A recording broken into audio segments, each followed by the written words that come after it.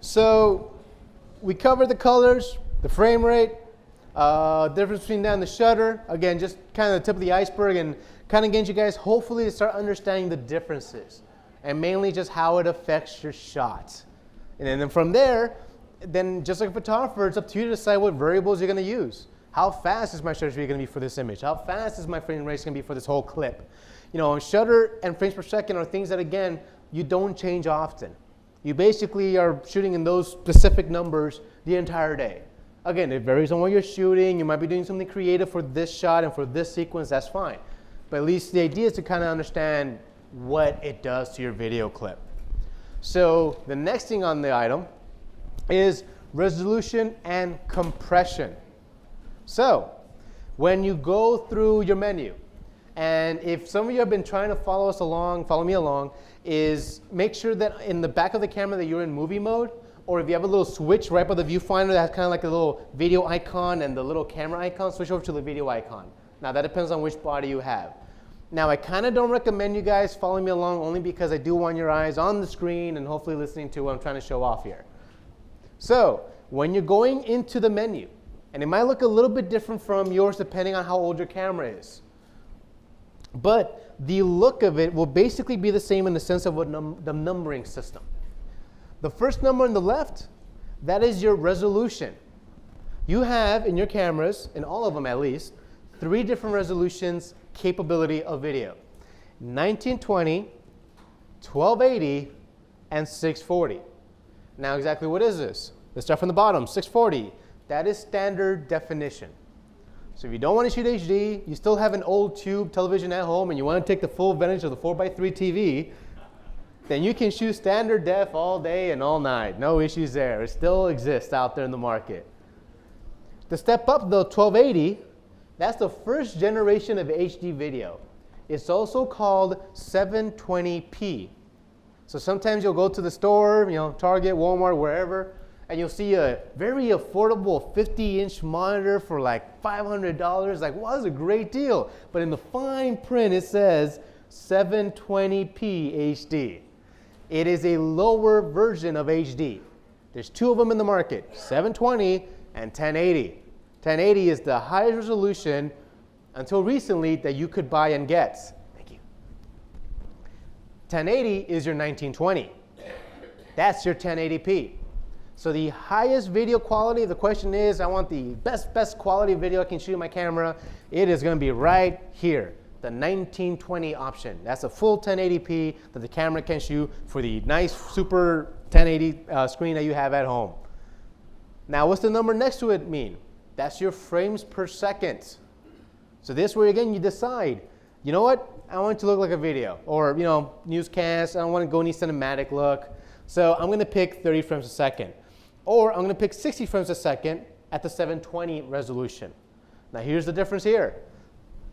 On all your cameras, except for one, you can only shoot 60 frames a second at 720p, not 1080. One of our cameras can do 1080 at 60, but everything else, though, only at 720. And then down here, as you can see, we have 24. That's your cinematic. And then we have a third row. If your camera has been made in the last 3.5 years, yeah, I want to say 2.5 years, that is new. On the original 5D Mark II, on the beginning Rebels, on the 50D, and heck, probably the 60D even also, no, 50D, you don't have this option. You only have one video file format compression, and you could not change it. On the newer cameras, we gave you options, something called All-I and IPB. And we'll get into those exactly what's going on later. You know, what is the difference in quality, but we'll get to that later. So you have compression selection, your frame rate, and your video resolution. And then that's it. You pick the video resolution you want to shoot at. Like I was saying at the beginning of this section, you want to take care of that at the beginning of that list, because that's definitely not something you'll be changing constantly. So the next issue with DSLRs and video, operating the camera itself. This is an issue for everybody, especially when you're starting off, for both photographers and cinema and videographers. Main one being autofocusing. You basically don't have any. You kind of do, but it's not exactly what you want. As photographers, we're spoiled. We're used to our 19 autofocusing points, our 61 autofocusing points on the 1D, just instantly tracking exactly what I'm going to shoot. In the video world, that's not exactly the world we come from. I remember when I first picked up my first Canon camera years ago, after shooting a bunch of cinema, that I was manually focusing for the first few weeks, because that's what I was used to. In the cinema world, we don't autofocus. Rarely are you able or allowed to, on a field, on a shoot, on a production, to autofocus on anything. It varies on who you're working with. You are being paid those top dollars per day so that you can instantly hear in your earpiece from the director or producer say, rack focus to actor B, rack focus to that car. You're doing that all day long. That's what you're being paid to do. Photographer, autofocus, autofocus, autofocus.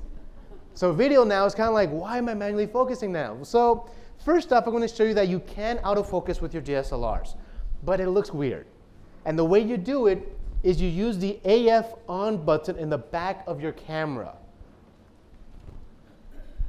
Now, not all the cameras are going to be able to do this. If you have an AF on button, then you can do it. If you have a Rebel, it's going to be a 50-50 shot. Some of the earlier models was an issue with that. Some of the newer Rebel bodies, you can program an AF on button. So if you can't do it right now, don't worry about it. But basically, you have 3 ways of auto-focusing during video capture. First one is called live mode autofocus. This you will find in the video section of the menu. It is not important to find it right now. That's what the manual is for. Look at the glossary terms, live mode AF. Oh, that's where it's at. Because the manual will always tell you where it is, just never what it's for. This is what the class is for, okay? To tell you why it's even in there. So, live mode autofocus is one of the options. And when you enable it, and you hit record, and you press the AF on button, it looks something like this. I'm focusing this little plant over here, little fruit, and look at what's going on to the image. Exposure's going in and out. Like, yeah, somebody says flashes, but there's no flash, it's just the exposure. My aperture is changing. My contrast is being processed differently. The focusing is going in and out. This is not acceptable. I cannot have my talent walk to me and the entire time doing like missing and the constant, like great for like a rave or like a music video. Yeah, that might work, but not for like, the bride to be. That's not gonna fly. Now, the next option is face detect autofocusing, and it will give you the exact same look. Just that the only difference is that now it will follow a face. It will try to follow that face, but it's still gonna go in and out. And then, change the exposure, change the contrast, not clean. And then the one that I like to use, actually, is quick mode autofocus. And what makes this guy different from the rest is that it is the only one out of the 3 that you cannot use while you're recording a clip. This is only an option before and after an actual clip, when you hit record and stop. Because when you're in quick mode and you hit the AF on button, it will close down the mirror and it will use the 11 or 9 or 61, whatever you paid for, focusing points to quickly autofocus on your subject. And once it's focused, the window goes back up and your subject is sharp, ready to go. So this is perfect, for example, if you were videotaping me right now with a DSLR, I'm standing relatively in the same plane of focus. So I'm moving left and right, but if you focus on my plane, I'll be sharp the entire time. But it won't track somebody. It just locks into where they are and it stays there. So it's a good starting point focus. That's how you can use quick mode autofocus. And that's the only one I personally use when I want to do a really quick, dirty, quick focus. And then the rest of the shot, my hand is on the focus ring, racking with my subject if they're moving closer or farther away from me. So that's out of the camera. So again, live mode autofocus, you'll get something like this. So what do you recommend? Well, manual focus in the end is the better method for a majority of your DSLRs. And back in the day when I was in college, this is what we had to learn also. You don't learn it in a week or a month, and it takes a year or two to really start mastering it. And one way that we learned way back then was doing like the sidewalk street test. Was you'd be on the side of the sidewalk, close to an intersection, Focus on the cars as they stop at the red light, and as they drive by you or are getting closer to you, you are rack focusing at the pace that they're driving at you, and all you're trying to do is keeping the car focused the entire time. And after a while, you start building a muscle memory, and it just does it. And that's how you get better. So once you get the cars coming at you, you have to do the other way. The car's leaving away from you, because that's the different direction of the barrel, right? Something going away from you. And again, it takes time. But doing this is very unnatural even for us. We're used to something like this, and putting a follow focus knob next to our lens so that I'm not doing this to the lens, I'm doing this. This is dramatically natural, better on the wrist, and smoother. This is what we're used to. This is what all these little adapters are for. You can go anything from a very, this guy I think goes for about $500 for the Red Rock rig right here, because it comes with a bunch more things just instead of that little guy. The Bruce Dorn, I think, is about $200. It basically holds itself onto the lens. And then I've even seen guys do it out of Connects and Lego parts. If you go on YouTube, you can literally type in build your own follow focus knob for 5D. And you will see guys that welded something together, got Connects at Toys R Us and build something, just to make it work. Because this is dramatically more natural, and you'll have a higher success rate on nailing the focus than you would doing this the entire time.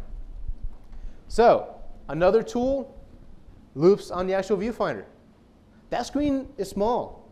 If you're outside and just super bright, it's even worse. You can't really see that clear of an image anymore. So having these little guys, this is a Hoodman Cinema. This goes for about $250, I believe, last time I checked. It matches right onto. They actually have a brand new one that goes from the bottom now. Here's the Bruce Dorn one, again, less fancy, but also half the cost. That just kind of attaches on. You mount it on your face, blacks it out. You can clearly see the image now, and you can clearly see when you're focused and when you're not. This is when all these extra accessories start coming in, when you really want to start dedicating more time to video. And this is really what a whole industry blew up because of the 5D, in a sense that it's not a video camera, but so many people are making it into one. And that's what all these little guys are for. But there's another way, because the idea is not so much of a sales pitch. It's like, oh, you buy this and buy that. Is what can you do right now what you have in your hand? And it's a real simple one. Your depth of field preview. Now, you spend, let's say, a good $2,000 on a really nice 2.8 lens. Awesome. Shoot f8. Only because you're not that good at focusing yet.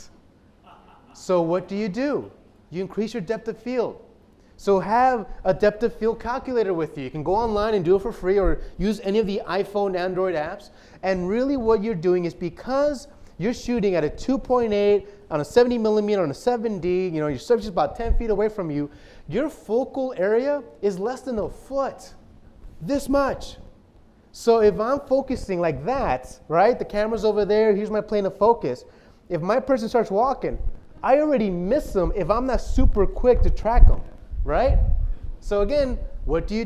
Go to f4, f5.6, something else, close down your aperture. And that will increase your depth of field. So I'm going from this now to about 1.5 feet. So now when they start walking, I have breathing room to react. That's what you're trying to do. You're increasing the area of focus so that you have a breathing room for your reaction to keep them in there. So that's how you can start, other than spending a lot of money on these rigs, which, yes, they do help dramatically. They're worth every penny. But again, it's not a sales pitch. The idea today is to kind of get you up and running, something you can start doing today. So depth of field, 2.8 lens, awesome. Shoot f8 because you got to get better with that focus knob. After a while, then you can go back to 2.8 and just kind of master it. So that's the rule on all the DSLRs, except for our new baby, the 70D. This guy is ultra special. It does one thing better than any other DSLR that we have in our lineup right now, and this includes the 1D even. And that's our dual pixel technology.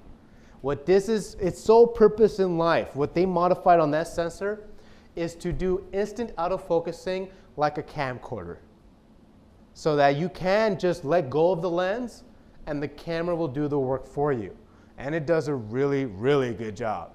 So here's 2 shots I recorded. Here's my oldie with the fruit again, right? Just to kind of get an example of going on. Here's me with the 70D beta. Actually, it wasn't even fully out yet when I had it. Shooting Ronaldo when Real Madrid was playing in Dodger Stadium. And I'm focused on him, full blast running at me. My hand is not on the lens at all. Shooting at a 3.5. Look how soft the background gets, and he stays tad sharp. Question? Question is, how do you identify the subject and another player? You have to come to my 70D class. Wish I walked through every little process. But on the 70D, that's a sales pitch, right? Good thing we do for free. On the 70D, there's actually 3 ways you can track any subject. You can do it by touch, by pattern, or by zones. And on this one, I did it by track. So I touched on his pattern of his face and jersey, and it followed him the entire time. Because the 70D has a touchscreen LCD. But I'm not going to get too much into that. But on the 70D, it has that instant auto-focusing capability, and the entire time, I don't lose them at all. Literally, my hands are on the body. The lens did all the work. That was the reason for the test. And it works, as you can see, incredibly well. So if you really don't even want to bother with manual focus, ProPhoto will be more than happy to move you on to 70D. So, you know, I bet they have some in stock. Now, that's a sales pitch. So that's the 70D. That's the only one that's special for focusing. That's the one thing it does do really better. Now, is the 5D and the 1D video better than the 70D? I want to say yes, because of the bigger sensor, better low light, stuff like that. But if your priority is, you know what, I'm a client shooter. I have 2 assistants that are starting off. I'll have the 1D or the 5D on me, and these guys will have the 70D, so that no matter what they're shooting, it's at least in focus. That's your safety net right there. So that's one thing. Another thing you have to remember, other than manually focusing and tracking and keeping everything nice and sharp, is motion. Whenever we do our 2-day, 3-day video workshops, like full-on gear, rigs, and editing and everything else, we did a music video back out in Las Vegas, actually, with a class. And all of them still shooters, first time. And music videos are one of the best things you can start shooting first time. Because in a music video, everything is accepted. Underexposure, overexposure, soft images, like you're focusing on a plant for no reason, it's accepted in the music video, all right? It's ultra creative or random, whatever you want to call it. That's a music video. So the best way to start learning, actually, and not be really judgmental, is do a music video. Just kind of do random things and kind of test it out. And when I had the crew, we had about 10 photographers on different rigs. First thing they did, record, and they're still there a minute later. Like they haven't moved. And I would videotape them, like, okay, they haven't moved, so I can show them later, like, you see yourself? Yeah, walk around. It's like, oh yeah, I can move with this now. Move with your camera, add motion. That is what video is. And then by the end of the day, they are running and jumping and going everywhere. And now those were the shots that they used for the edits, not the ones where they were static. That had no flow with the music. They had started feeling it a little bit. So that's called dollying and trucking. You can do these expensive moves with expensive rigs, like what we did with this PPS special, right? Camera truck, mount the crew back there, follow the bus, and just spend way too much money. Or something like my buddy does in downtown LA with a skateboard. Gets the job done. So same thing, not as fast as the moving camera truck, but hey, on a wheel, nice smooth surface, that's your dolly, man. All right, gets it done. With me, it's inline. I do extreme inline back in the day, so I'm on rollerblades just going down a hill, Great shots. So that's dolly and trucking. So what are these terms, dolly and trucking a shot? Dolly, when somebody says we're going to dolly into this person, dolly away from that person, that means the camera's going to move in or move away during the roll.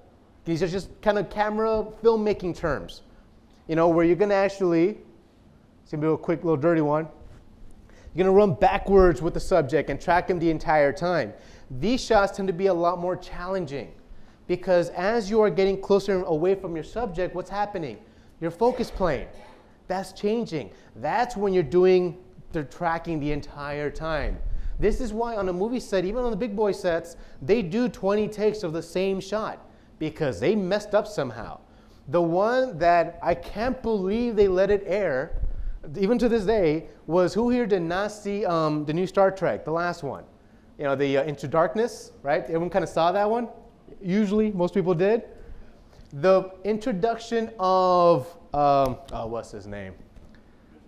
The bad guy, Khan, right? If you didn't hear it, I just ruined the movie for you. But the zoom in of Khan, the first introduction, half of that shot, he was a little bit soft. Okay? That's a union follow focus guy on a union set messing up a little bit. It happens to the pros, right? Now, you guys maybe didn't notice it. I did because as a DP, I'm like, stop, cut, go back again, right? But it happens. So it's challenging. You do it over and over and over again, but you get better at it. The one that is easier is trucking. Trucking is you stay at the same focus plane and parallel with your subject. Hence the shot I'm going to take from my buddy with the skateboard in downtown LA. And here it is. So he's trying to keep it steady, this and that, just being on the wheel. So again, moving alongside, and this one's a lot easier because once you focus on your subject, they're staying in the same focus plane the entire time. All you're worrying about now is your framing and the motion, but the focus is there and locked in. So again, doesn't change the focus plane. Another very cool technique you can do with your cameras, again, this is video. Who here has done pinhole photography? Pinhole videography. So if you don't know what pinhole is when you get the body cap, and if you don't want to use the one that came, with the nice Canon logo on, that came with the body, you can just buy another one from Profoto. I think like $5 nowadays. Get the body cap, you drill a hole in it, get aluminum foil, put a pin in the aluminum foil, and tape it on the hole, and you get this through the sensor. Your cap becomes your lens, and you shoot a video of that. Now, can anyone tell me how I'm getting the light leaks? I'm doing that to the hand? Nope. I'm not blocking my hole. Huh? Freelancing, exactly. I have the body cap not locked in. So I'm holding my body, I have the cap on but not turned, and I'm literally opening the corners, letting light leak into the back between my cap and the body of the camera. And that's how I'm getting the light leaks coming in. This is video. This is the beauty of these cameras. It allows you to do something like this. Another one is full-on lens, lens rolling, which is floating lens technique. Again, this is an old music video technique also, where I mount the lens and move it away, and again, letting light leak and go out of focus, and gives you a very cool effect. In video, a shot like in photo, that just looks like, what the heck did you do? Like, seriously, out of focus, this and that. But in a video, though, suddenly becomes, like, wow, that looks really awesome. Like, what were you doing? How did you do that? So again, you can do another interesting effect, floating, but be careful when you do this with the lens, you can drop the lens and it will void the warranty. So, and don't call Canon Services in Irvine and be like, well, the Canon guy said no, okay? That is a big warning one for you. It's very cool, but you do it at your own risk. Have a nice sturdy hand on that lens so it doesn't go down. Because again, it's not locked on the body anymore. So that's called floating lens technique. Any questions on what we covered before I continue now into audio? Yes? What suggestion would you say to use the autofocus in using a Cinecam? Steadicam? Oh, a Steadicam, okay. Question is, when should I use an autofocus when I'm using a Steadicam? Now, if you guys don't know what a Steadicam is if you've ever seen the behind the scenes video of almost any movie on Blu-ray disc, you might see one dude or guy, a gal, usually a dude, with this big black vest, this metallic metal Terminator looking arm coming out from his stomach, and then a camera right on top of it, right? That whole rig is called a Steadicam Glide Cam. Now, that starts at about 20 grand and up for a good one. And it's designed that when I run up the stairs, the camera's nice and smooth. It goes against my motion. It's really cool advanced stuff. His question was, when I use one of those, what should be my autofocusing? The reality is, in the cinema world, we don't do autofocusing on GlideCam. It's a remote wireless follow focus gear on the lens, and there's a guy with a director with a monitor getting a live video feed, focusing it while the guy is running everywhere, remotely, wirelessly. Now that whole rental will probably cost you about $7,000 for the weekend. All right? It ain't cheap, hence cinema, right? You know, production cost.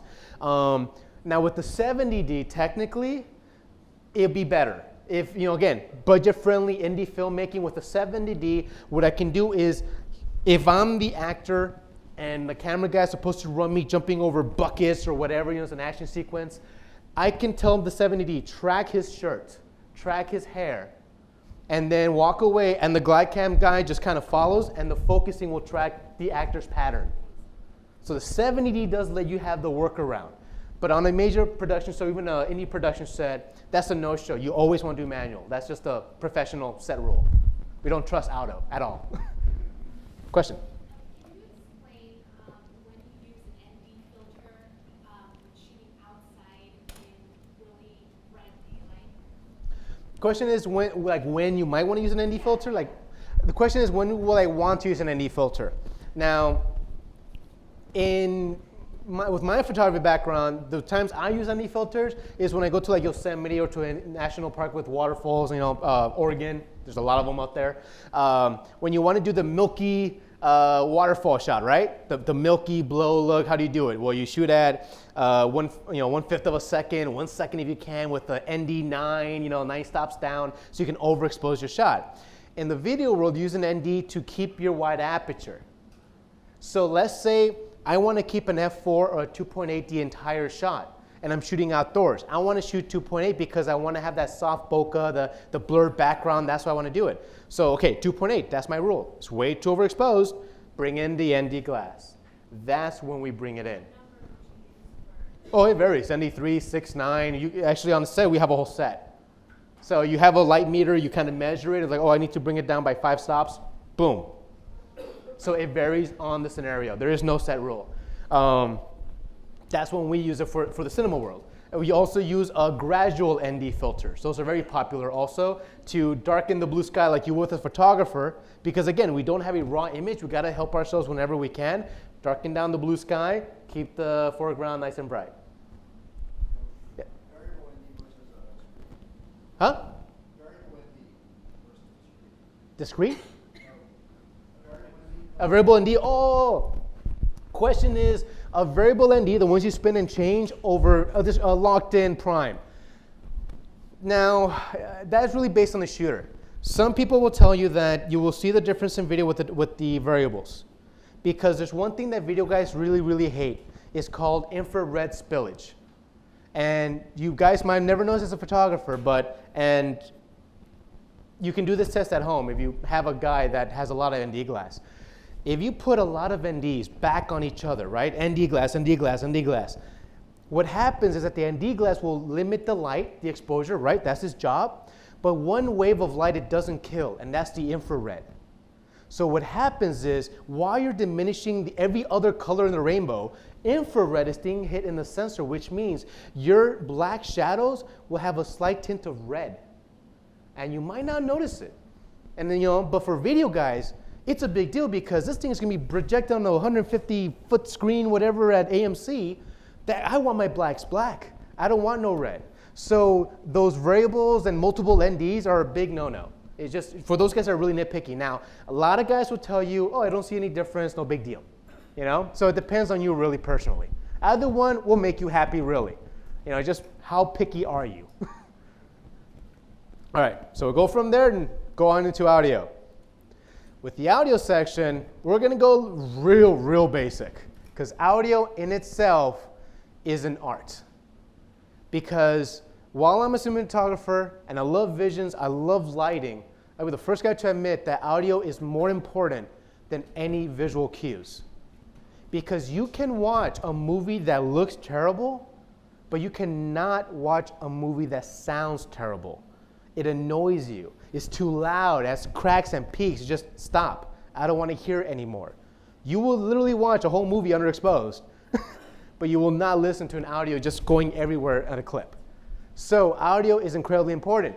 Now, real quickly, and this is literally such a tip of the iceberg, this is kind of like a really 4 basic category of audio mics out there in the market. And this is what they're called. You don't have to remember it, but just kind of understand where these guys are coming from. You have something called an omnidirectional mic, unidirectional mic, condenser mic, or also called a shotgun, and a lavalier, which is what I'm using right over here. So what's the difference? And actually, to make it even more confusing, each one of these are not connected to their name. So my shotgun can become an omnidirectional. This guy can become that. So it's not really based on the look so much, but on the internal metadata, you know, the actual technical info at the back of the box, like what type of microphone is this? And to look exactly what does it do, let's look at it in a real world example. Let's say you are the operator right here. This is your camera. And your mic is on top of the camera. And you are shooting that person over there. There's a person in front of your frame, and there's somebody in the side having their own conversation, minding their own business, away from your frame. So you are using an omnidirectional mic. That means that it picks up everything around its location, 360 degrees. Omnidirectional means it will pick up your breathing, their conversation, and whoever the heck this is. So it picks up everything around you, even though this person is who you are trying to shoot. That is the type of microphone in the built-in mic on all of our bodies. It's an omnidirectional mic. It picks up everything around it. Next one is a unidirectional mic. Whereas you can see, it kind of avoids the background now, so it's kind of ignoring you, so you can breathe heavily and it won't pick you up. It's still kind of, and this is kind of like a bad unidirectional mic. It still picks up the sides and everything in front of it. It's supposed to be a little bit more directional. You know, and depending on the quality of the brand, the quality of the mic, depends on how directional that unidirectional mic is going to be. The next one is condenser mic or a shotgun. Again, this is like a bass shotgun layout where it can pick up a little bit of the background on the sides, but as you can see, it ignores the couple now. It will not pick up their audio. It is now a throw mic. It will pick up something further away a lot better. If you ever see, or you wondered how when you watch, you know, football games, soccer matches, basketball, all this and that, when you can hear the audio of what's happening on the field, it's because they're using shotgun mics. And actually on the field, if you ever see those guys with the big old kind of a milk tube clear thing just kind of walking around like that, that's a satellite mic. That's literally like an enhanced version of a shotgun. Their job literally is just pointed at the ball. That's it. Because they're picking up the grunts, the hits, the cursing, everything, you know? That's their job. And they feed back the audio to the truck and then feed what it's approved to DirecTV and everybody else. You can see it at home, right? So that's what those are. Shotguns are for long distance throw audio. And then we have the lavalier, what I'm using, where it can be wired or wireless. And it has a very specific area, a very small range. Hence, you will only pick up that person talking and completely ignore everything else. So if your job is doing a bunch of random interviews, this and that, I've seen some wedding guys also put lavaliers on the bride and the groom to make sure they get their audio, because everybody else doesn't matter, just them, because they're the clients, they're the ones paying. So that's what they do to pick up that perfect audio. So those are the multiple different types of mics you can get. And again, there's even more than that, way more than just those. Yes? Question is, if you see somebody with a boom, right? So the stick with the mic and the furry creature on it, right? We actually got the dead cat. We got a lot of slangs in the industry. They're usually a shotgun mic. They're the ones that hang over, and the shotgun, so they're going down, they're pointing it at the actor's voice, you know, at their mouth to pick up that audio. Because, you know, in the movies, you can't have this pop up. And a lot of times, a good audio mixer guy will know exactly how to hide this underneath the shirt, on the skin, and you will never see it on the clip. So again, audio is an art in itself. When people ask me, then what do you recommend for the best possible audio? To be honest, hire a sound engineer, a sound technician. If you want the best possible audio, hire a guy for that production that only does audio. and it will do a world of a difference in quality. But we all can afford that. We're all starting off, right? We're all or just trying to play with the video. So you know what? The onboard mic is omnidirectional, records everything around you. It's a mono signal, not even stereo, super weak. But the body does have a side mic input on the side of the camera where you can actually input another device, a microphone. So you can record from another source, and only the Mark III, the 5D, and the 1DC have actual headphone jacks, so you can reference your audio while you're recording. Every other camera, you don't have headphone jacks, so you cannot hear your audio while you're recording the audio. So you're just kind of throwing it at a whim. You're hoping that it comes out just right. So, secondary devices will always be better than any built-in device. We are Canon. We do great sensors, optics, processing, everything on the image capturing video end. But sound, we just got whatever microphone we got and put it in the body. That's basically it. Okay, no major R&D was done to that microphone. I guarantee you that. Okay, we are not Sennheiser. We are not Rode. We are not these other companies who put millions of dollars in microphone development. You know, these things will sound way better than any built-in microphone, even on the big, heavy guys. Now, the bigger guys will have extra tools inside, XLR inputs, and they will sound better, dramatically better than SLR. But in the end, though, these little guys still sound crispier, better detail, better information. And this is how basically it works on a set, or at least like a one-man, two-man show. You record video here and audio using the Omni mic. And then you have a secondary audio recording using a cable XLR to a microphone, talk. And then there's plugins online, one of them being called Plural Eyes. It's about $100, last time I checked, or $150. Premiere Pro, Final Cut, all of that. And its goal in life is one thing: to sync up the audio from here, the audio to there. So it will actually listen to the audio that your camera picked up that sounds terrible. It will listen to the audio it picked up here that sounds great, and it will automatically sync it up to the video footage. And it actually works really, really well.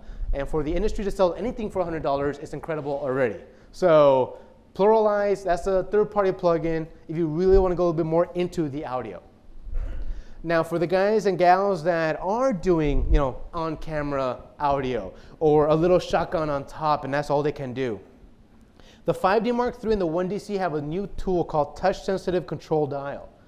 Basically, what this means is that little wheel in the back of your camera, only on the Mark III and the 1DC and the 1DX, you can actually tap on it like an iPod Touch back in the day, and it will actually select through the different icons silently.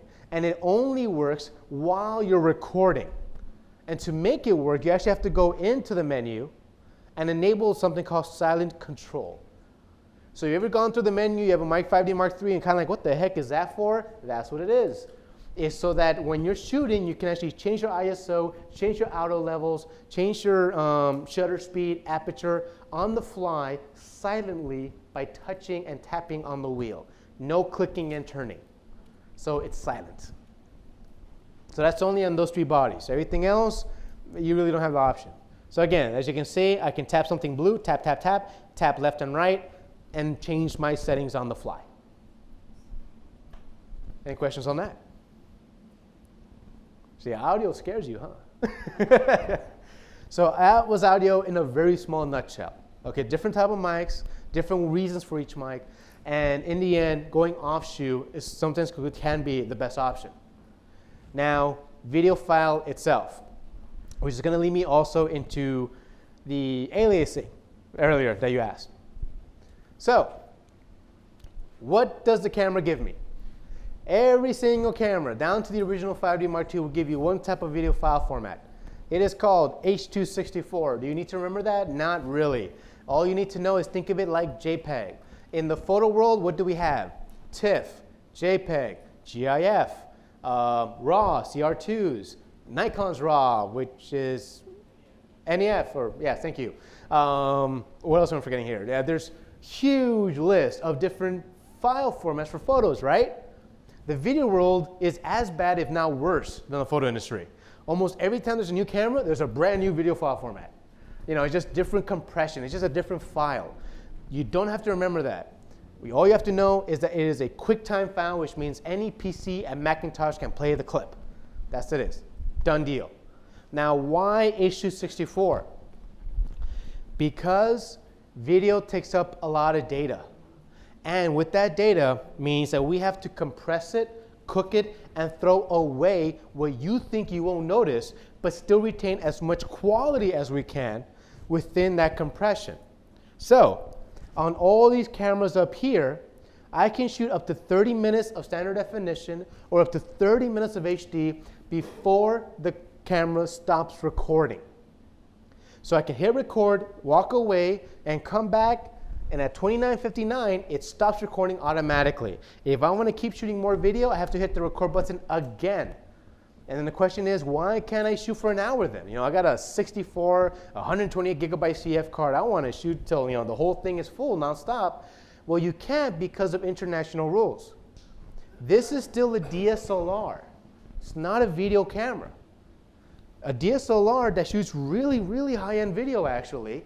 And in Europe, because of what it's legally labeled as, if we would have hit 30 minutes video or longer, the European market would have had to pay more on tariffs and taxes on our cameras because it had video. And because we're an international company, we stop legally 1 second of the 30. So they don't get charged more for video, and it just comes with the package. So that's the reason why. And we're not the only guys that follow that. Nikon does too, and Sony and everybody else. Now, if you look at a video camera, those will go on to the cows come home, you know, until the cards are full, and that's it. But not on the DSLR. So that's your limit. Now, on the older body cameras, the original 5D Mark II, the original Rebels that had video, they only go up to 12 minutes in HD. 30 for standard def, 12 minutes for HD. And that was the limitation on the cards. So 12 minutes on the older ones, 30 on the newer ones. Now, the video footage itself. On all these cameras, you have the same exact options. Again, going back to the HD, the frame rate, and the compression. On the 1DC, we have all of these other options. And the new ones are this: 4K, Super 35, 1080 60 frames per second. So really what's going on? Before we go into that, let's go into the compression. Which one should I pick? In the photos, when you do JPEGs, if you guys have noticed already in the Canon cameras or even on the Nikons as well and everything else, you might have two compression types. So you're shooting a JPEG large, but your large has two larges. It has a large with like this quarter pie smooth quarter in there, and then one with stairs. The large with the stairs adds more compression to your image. It is a smaller file. So it's 10 megapixels, right? Both of them, let's just say 10 megapixel camera. But the stairs compresses the 10 megapixels further, making it a smaller file. It's still 10 megapixels, but it threw away more digital information that you would have never noticed, and you will notice when you take it into Photoshop and your colors start falling apart quicker. You know, because that information it needs went away, right? This is what this is. This is your quarter circle. This is your stairs. If you want the best, least compressed video quality out of your cameras, you want to record in the all-I version of your resolution. It is less compression, better quality, but it also gives you larger files. The IPB actually compresses it 3 times more than all-I. So it's dramatically actually more compressed than what the original 5D Mark II gave you. The Mark II and the older original DSLRs is kind of in between. It's actually, to be technical, IPP, so I, Paul. It's the middleman version of the two. So in the newer cameras, you have the better one and a worser one. So when will you ever want to shoot this mode? When you really are running out of space on your card and you have no more cards left, you're stuck in the desert, and you still have to shoot somehow 10 more minutes. You know, that's literally the only time I'll recommend. Because memory is cheap, just have more cards and always shoot an all-I. Shoot the best quality that you can. So comparison, on an 8 gigabyte card, how much can I shoot? At 1080, I can do 11 minutes. In IPB, I can do 32 minutes. So it increases the length by 3 times its size, but again, it's a smaller file, which means less quality is being retained in the final compression. So, will your audience or customer know the difference? Or if you play back on TV, will you see a difference? Not really. The difference is going to be in post. When you want to color correct the sky, enhance the skin tones, add contrast, do whatever you want to it, this will fall apart quicker than this. And that's when you see it. Now, the 1DC, that's special. It does H.264, but not in 4K. In 4K, it uses a completely different codec called Motion JPEG. Now, exactly what is 4K?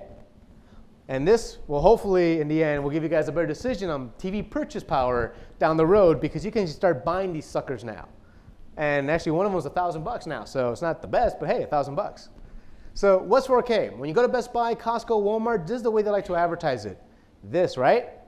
They do the little like box example, like this is standard def, this is HD, and if you don't have the 4K display, you will never see the penguin when you watch National Geographic, right? Like, that's what they're saying. That without the 4K resolution, you completely missed out on the penguin. All you saw were rocks. That's not what it is. Like the marketing departments for these guys, they have to figure out some way to tell you that it is a better, cleaner, better image, right? So this is what they do, right? I hate when I look at this. So really, what is it? Let's think that I shot this in HD video. What is HD? At 1080p, when you go down to the resolution. 1920 lines by 1080. When you multiply that like you would for a photograph and the amount of megapixels that you have, HD is a 2 megapixel image. Stills are far advanced in resolution and quality than any video right now. So you bought, and this is the kind of the reality of the world right now. You paid a lot of money for a 20 megapixel camera, and you are viewing it only on Facebook, or only on your 50-inch 1080p screen. You are still only seeing 2 megapixels of that image. That's it. It doesn't matter how many megapixels you shot. That TV cannot replicate anything higher than 2 megapixels. Your IPS monitor that cost you $1,000 from Apple Cinema, still, well actually no, the new one I think is almost Retina, so that one can do I think 3 megapixel resolution, but that's it. So no matter how big your HD screen is at home, it is nothing but an enlarged 2 megapixel video feed. That's what it is.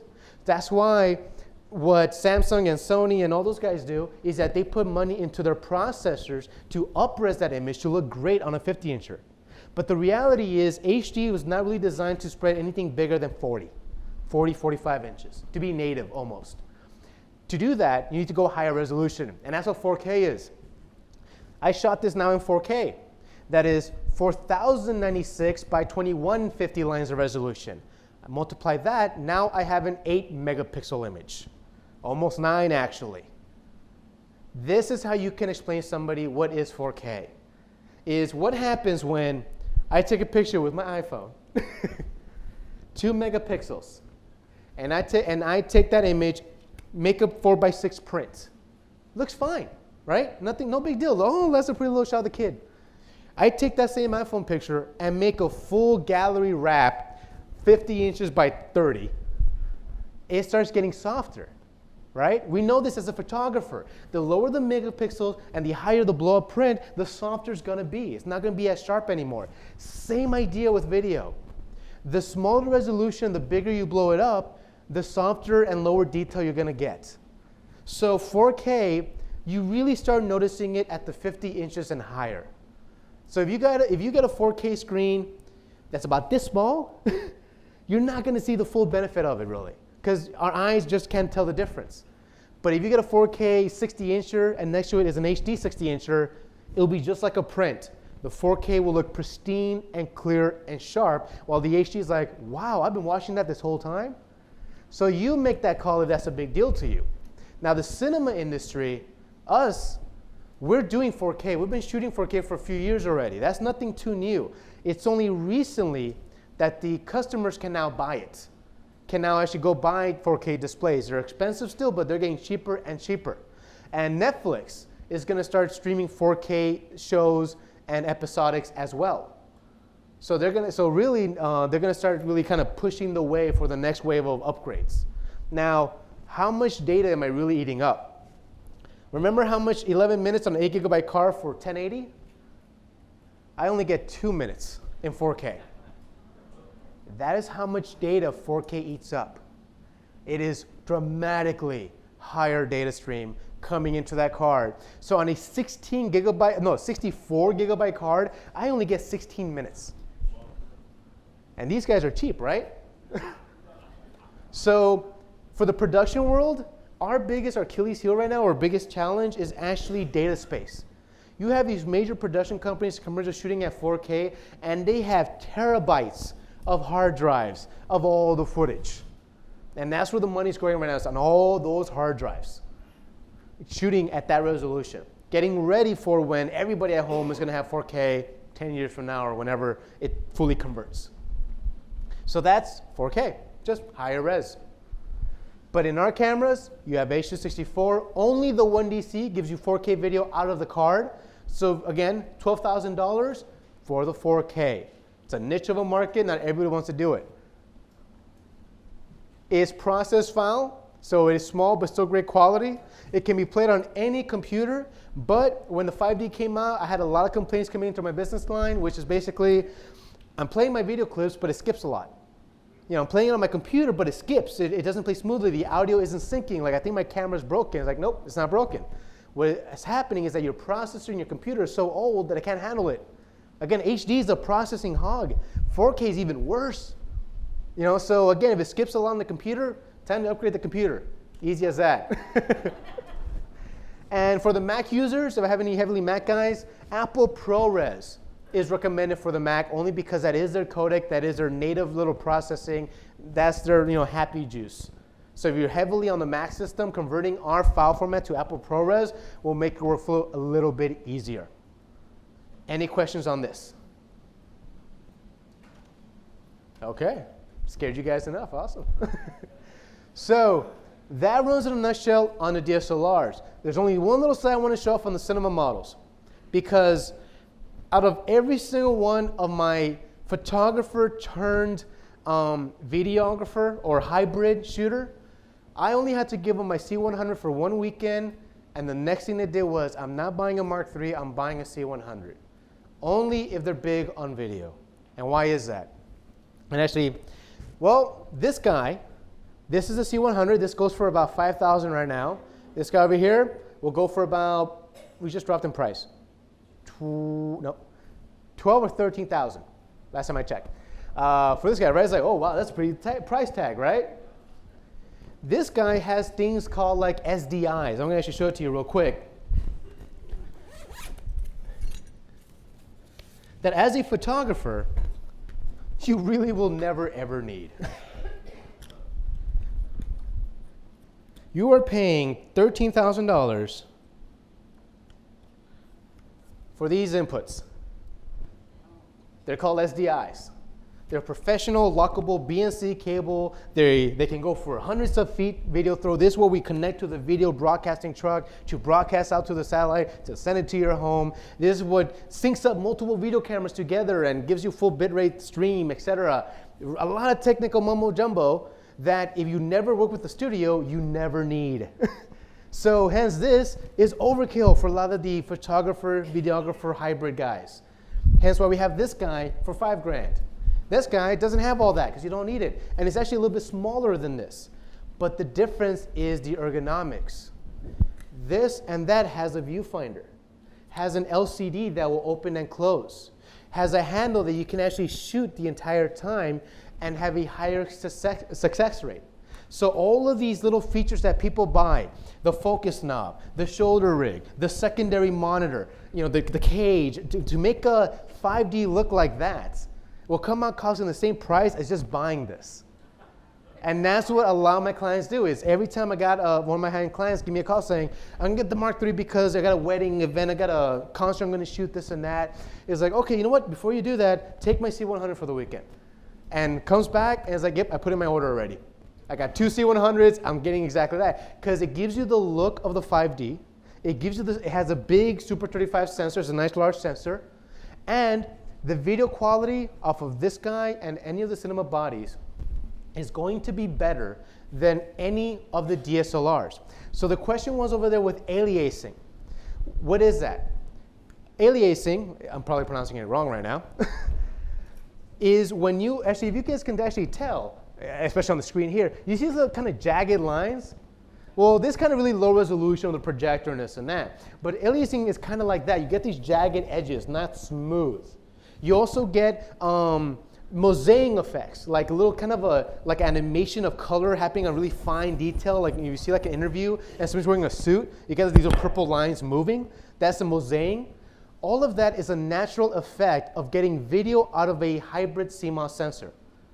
Because you're doing line skipping, you're doing interpolating, you're doing math to it. It's not a clean video capture from every single pixel. On the cinema, this is a clean video signal capture. There is no skipping. You cannot take anything higher than a 2 megapixel frame grab with these guys.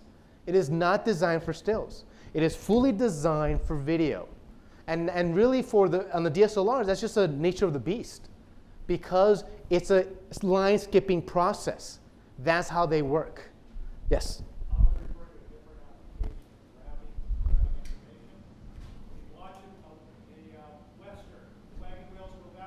Yeah. Oh, the question is the wheels go backwards. That's actually a hertz thing. That's the way you're capturing the hertz at the capture, and also what's the next one? Your frames per second. But you can't change the hertz on the camera at all. On a professional cinema camera, you can change your hertz. No rolling shutter. Rolling shutter, if you guys have ever heard of it, is again, it's a hybrid sensor on the 5D. Half of the sensor captures the next frame, but it did not capture the bottom end because you were panning so fast, it has a leftover of the previous frame called rolling shutter. It's a little wiggle applied to the image. See, these cinema guys don't have it at all because it's a video sensor. It captures a full frame every single fraction of a second and drops it down. So if this guy, it has as much aliasing as a $70,000 camera. So hence you won't see it where you don't need it. HBO uses it constantly, so we're fine. Well, based on that also, yes. But it's the same as a $70,000 professional camcorder. So that's what we're dealing with here. So that's what this is. So if you really are more into video, these guys don't have a 30-minute limit. These guys have a clean HDMI output so you can stream it out to a broadcasting truck if you want. You have multiple different frames per second. You have professional XLR inputs, so way better audio capture and higher video quality, and that's the main one. If you shoot a lot of video with a 5D, you are a videographer. You do not really shoot stills. You want to look at a C100. A C100 has better video, low light capability, and detail than the 5D, bar none. Yes? CMOS Super 35. It's a CMOS chip, yes. Do all the Cs have internal ND filters? Question is all the cinema bodies have internal ND filters? And they do. They actually have a glass ND filter you can mechanically roll in and roll out. So again, way more features. Last question. How would you compare that to the Canon's, I think it's the XA1, the little prosumer professional camcorders, right? Question is, how can I compare it? Easy. The camcorders, traditional camcorders, even from Canon and from other companies, have a smaller sensor. That smaller sensor is what lets you get that video look, where everything's in focus. This has a large Super 35 sensor, and it gives you that cinematic 5D look. So, and that's really the major difference. That's the reason why people love it, because for the ones that are going for the cinema effect, that's what you're looking at. So with that said and done, the idea with today's class was to kind of get you on board on just understanding the capabilities of the camera, controlling this color, so hopefully when you look at this image, you understand, you know what, I know how to get that shot. You know what, I'll get the blue using my white balance. I'll get the picture styles to deepen my black and this and that. Again, this is from the camera itself, from the 5D. I can also use different lenses to get the cool little lens tilt shift effect. Again, something that the cinema guys couldn't even do before, but now they're doing it all the time because of our bodies. And using third-party software to make my video look completely different in post. This is how you do it. Shoot flat and boring, and make it look like the Matrix afterwards. And this is, again, just like you would as a photographer. You prep, you shoot, and you post to give it the look that you want. And when that's said and done, we wrap up. Hopefully you guys enjoyed it.